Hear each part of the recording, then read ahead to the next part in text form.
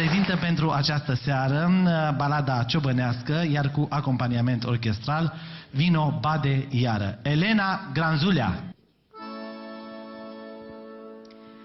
Foaie verde didițel,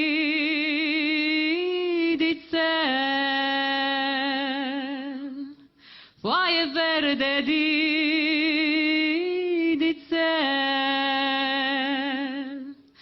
la umbră de stejerel, frumos doarme un ciobănel, cu capul pe mușuroi, cu ochii numai la oi. Dormea verecel, dormea, dormea verecel, dormea, când ciobanul se scula, nici o oaie nu vedea. Și în târlă se uita, nici o oaie nu vedea.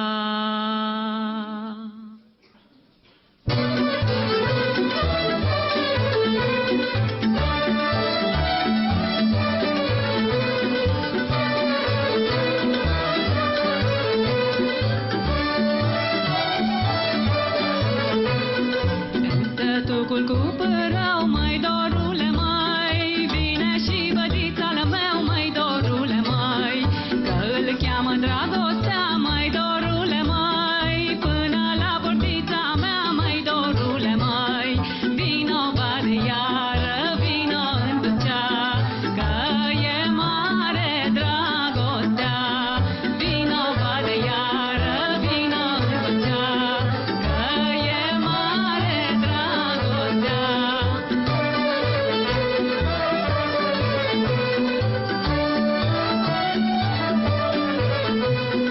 Lumea rea mi l-a luat, mai dorule, mai, într-o seară înălțat, mai dorule, mai, drumul noi eu mai fi dat, mai dorule, mai, ori pe mine m-a uitat, mai dorule, mai, vino bade iară, vino întâcea, că e mare dragostea, vino bade iară, vino întâcea, că e mare dragostea.